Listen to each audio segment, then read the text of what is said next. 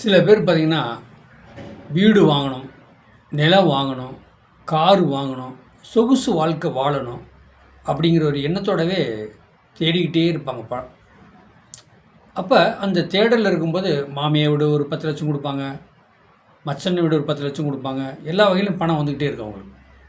எப்படின்னா பார்த்தீங்கன்னா, கிட்டத்தட்ட கைமாத்தேவே பார்த்தீங்கன்னா ஒரு 10, 30 லட்ச ரூபா வந்துடும். அவங்க தரேன், நான் தரேன், நீ தரேன், ஒரு ஒரு 5 வருஷம் கழிச்சு நீ எனக்கு அமௌண்ட் கொடுத்தா போதும், நல்ல வீடை வாங்கிங்க, நல்ல நிலமாக வாங்குங்க, நல்ல காரை எடுங்க அப்படின்னு சொல்லுவாங்க.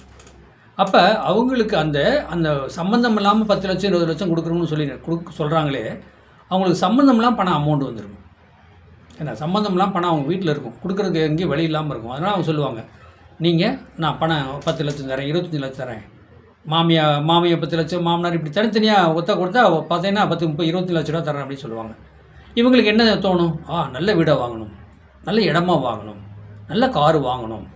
அப்போ இடம் வாங்கி வீடு கட்டலாமா, கட்டின வீடே வாங்கிடலாமா, பல குழப்பத்தில் இருப்பாங்க. ஆனால் இவங்க கையில் காசு இருக்குது. ஃபோன் பண்ணி சொன்னால் 25 லட்சம் 30 லட்சம் வந்து அவங்களுக்கு உடனே கிடைக்கும். ஆனால் வீடு வாங்க முடியாதுங்க.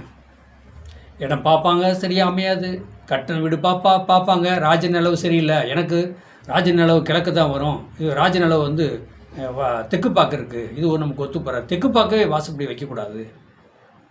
இப்படி பல காரணங்கள் இவங்களுக்கு கிடைக்கிறது பூரா நம்ம தெற்கு பார்த்த வாசப்படி தான் கிடைக்கும். இவங்க தெற்கு பார்த்த வாசப்படினா ராஜ நிலவு எனக்கு வேணான்னு சொன்னால் அந்த மாதிரி தான் ராஜ நிலவு கிடைக்கும். புரியுதுங்களா?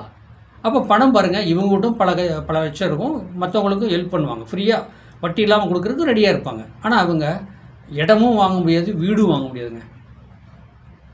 சொல்லப்போனால் காரே வாடகை எடுத்து தான் போவாங்க, காரே வாடகை எடுத்துகிட்டு போவோம், சொந்தமாக வாங்க முடியாது. என்னங்க இவங்க சாதத்தில்? அப்போ அவங்களுக்கு ஏகப்பட்ட டவுட்டுங்க. ரொம்ப பக்கம் இடம் வாங்கி இடம் பார்த்து பணம் ரெடியாக இருக்குது, போனே அட்வான்ஸ் போடுறது தான் பணமே கொண்டு போவாங்க காரில். ஆனால் அட்வான்ஸ் போட முடியாது. ஏங்க அவங்க சாதத்தில் என்னங்க இருக்குது? அப்படி எப்படி தான் என்ன இருக்குது, ஏன் தடுக்குது அப்படின்னு கேள்வி கேட்டால், அவங்க லக்கணத்துக்கு 4ஆம் இடம் தாய், வண்டி, வாகனம், வீடு, மனை அப்படி சொல்லக்கூடாது. இப்போ 4ஆம் இடங்கிறது இடம், வண்டி, வாகனம், வீடு, மனை, இடம் 4ஆம் இடம் சொல்லக்கூடாது. அப்போ 3ஆம் இடம்னு சொல்லக்கூடாது. எப்படின்னா செவ்வாய், 3ஆம் இடங்கிறது இளைய சகோதர சம்மந்தப்பட்டு சொல்லக்கூடாது. செவ்வாயோட நட்சத்திரத்தில் கேது இருந்தாலும், கேதை வந்து செவ்வாய் பார்த்துக்கிட்டாலும், செவ்வாயும் 7ஆம் பார்வையா இல்லை 8ஆம் பார்வையா அந்த கேதை பார்த்தாலும் இவங்க நிலம் இடம் பார்த்துக்கிட்டே இருப்பாங்க. ஒரு நிலம் கூட அமையாது, போனால் தட்டிக்கிட்டே இருக்கும். ஆனால் மச்சனே சொல்லுவார், வாங்க இந்த ரேட்டுக்கு நான் முடிச்சுதாரு சொல்லுவார். அங்கே போனால் அவங்க அம்மா இடம் கொடுக்கலிங்க, இடம் கொடுக்கலின்னா நம்ம என்னங்க பேச முடியும்? பணத்தோடு போகிறாங்க. அதுதான் செவ்வாயோட கேது சேர்ந்தாலும், கேது நட்சத்திரத்தில் செவ்வாய் இருந்தாலும் இடம் வந்து இவங்களை அவ்வளோ சீக்கிரம் அமையாது. அதே பாருங்கள், அந்த சாதகருக்கு இளைய சகோதரர் சம்மந்தப்பட்டது விரோதியாகவே இருப்பார். இவர் சொல்கிறது அந்த சகோதரனாகட்டும் சகோதரியாகட்டும் கேட்கவே மாட்டாங்க. வீடு வாங்கலாமான்னு போனோம்னா, வீடுனா அப்போ லக்கணத்துக்கு 4ஆம் இடம் தாய், வண்டி, வாகனம், வீடு, மனை சுக்கிரனை குறிப்பிடும். காலபுருஷனுக்கு 4ஆம் இடம் வந்து சந்திரனாக வர்றாங்க, தாயை குறிப்பிடும்.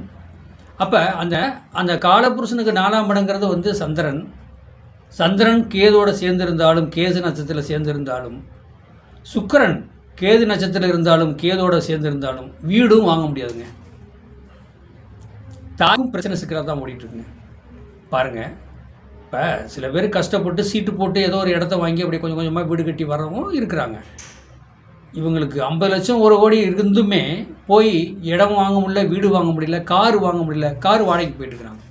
இதாங்க அவங்க சாதகத்தில் கொடுப்பனைன்னு சொல்லுவாங்க. இறைவன் கொடுத்த கொடுப்பனை. என்னுடைய சேனலை சப்ஸ்கிரைப் பண்ணுங்கள், பெல் பட்டன் ஆன் பண்ணுங்கள், மற்றவங்களுக்கு ஷேர் பண்ணுங்கள். 95 70 74 நம்பருக்கு வாட்ஸ்அப்பில் வாழ்க வளமுடன்.